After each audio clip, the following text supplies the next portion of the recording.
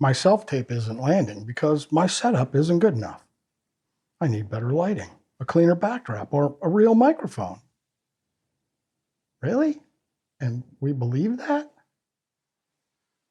Look, I built my entire career on self-tape, so I have some experience here. No casting office, no walking into the room, no fancy studio, a spare bedroom, and a lot of reps. So when an actor tells me their tapes aren't getting responses and the problem must be their gear, I want to genuinely grab them by the shoulders. Picture it. 800 actors submit for one role. A casting director sits down to watch. Somewhere in that stack is your tape. And the only question that matters is what's the thing that actually makes the difference? Because if it's gear, you can buy your way in. And if it's not, well, that changes everything. So let's take it apart. Casting directors aren't watching your whole tape. The math makes it impossible. I did a whole episode on this. So I'll keep it quick. 800 submissions, 2 minutes of tape. That's more than 26 hours of viewing for one role. And most casting directors are running several projects at once. You do that math and you already know what happens. They decide in the first few seconds, not because they're lazy, it's because they're doing triage at a scale most actors never stop to think about. So here's the part that should change how you think. How good your lighting looks at the 2 minute mark, it doesn't matter because for most tapes, the 2 minute mark never happens.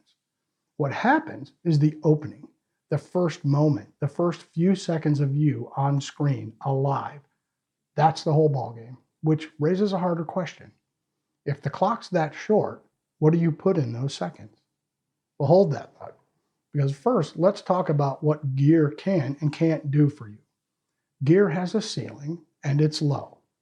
Most of you cleared it years ago. And again, I busted the gear perfectionism thing just a few weeks back, so I won't beat it to death, but here's the core of it. Yeah, the technical baseline is real. A muffled, badly lit tape can pull a casting director out of your performance before you've got a prayer. But the bar to clear that? A plain wall, a lamp or two, the phone that's sitting in your pocket right now, well, that's genuinely enough to be watchable. A ring light, and you know what I'd say, no ring lights ever, does not move you from the rejected pile to the callback pile. It moves you from unwatchable to watchable. Those are two different piles, and mixing them up is costing actors real money. Now, I'll be fair because I don't want to oversell this. I have spent real money on my setup over the years. I started with a bed sheet, two lamps with the shades pulled off, and my iPhone leaning precariously against a book on a shelf.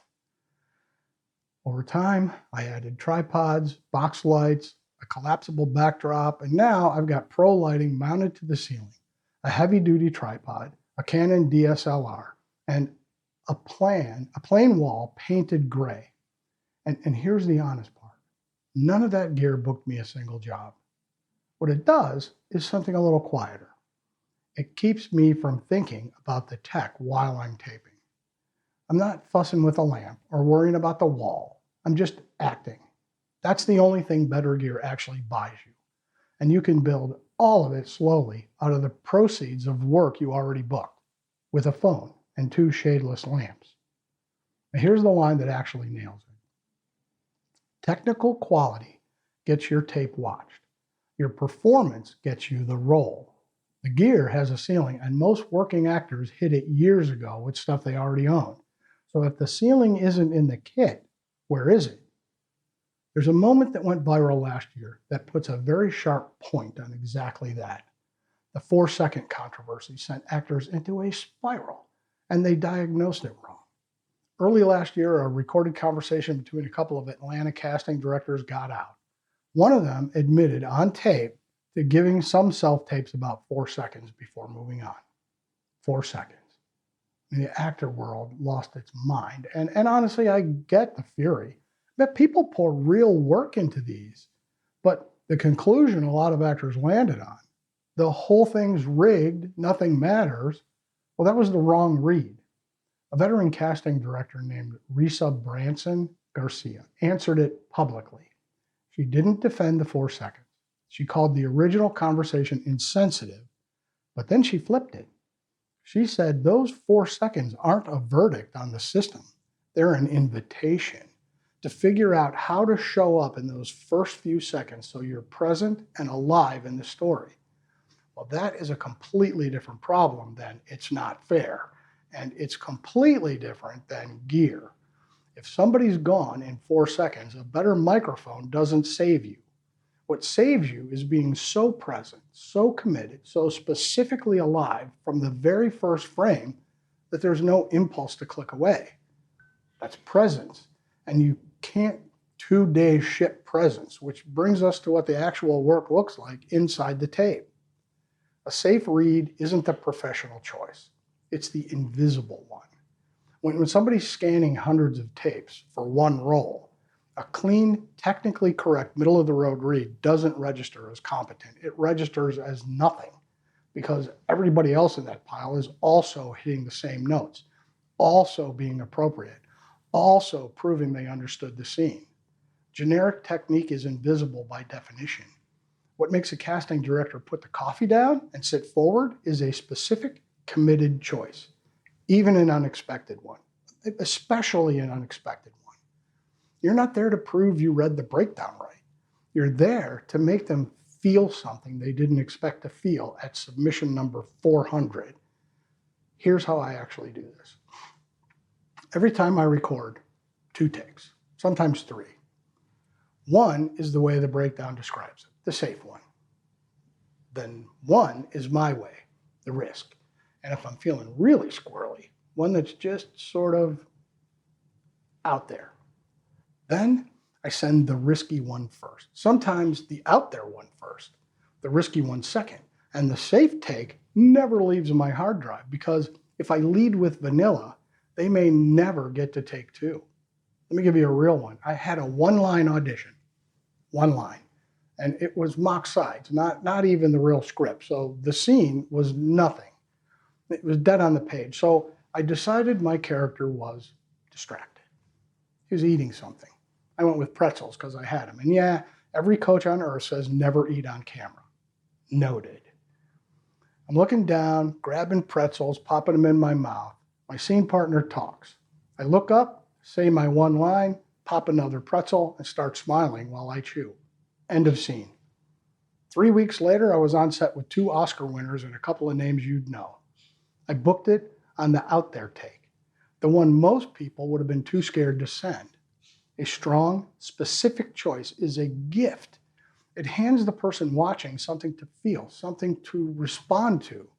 But, and this is the part most actors miss, the choice only fully works if you're doing something very specific with your face when you're not the one talking.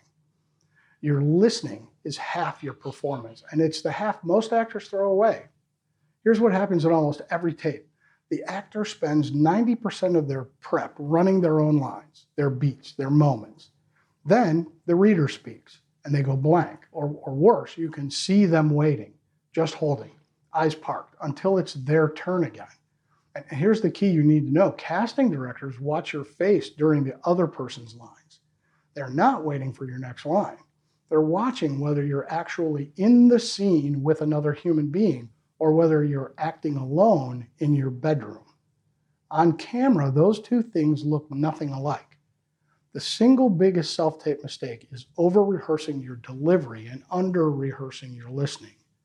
The micro reactions, the little adjustments, the moment something the other character says actually lands on you. Well, that's where a performance becomes real. And here's the kicker. It's free. It doesn't cost a ring light. It doesn't cost anything but attention. So why does everybody keep getting pointed at the ring light instead? Well, there's a reason, and it's worth saying out loud. A whole industry is paid to keep you focused on the wrong problem. When that 4-second story went viral, it took about 48 hours for the products to show up. Better ring lights, acoustic panels, coaching packages built around your setup. And look, I get it. Fear is a powerful market. But the reason the gear conversation keeps winning isn't that gear is the answer. It's that gear is a problem somebody can sell you. You can put it in a kit. You can ship it to a door. Presence cannot be packaged.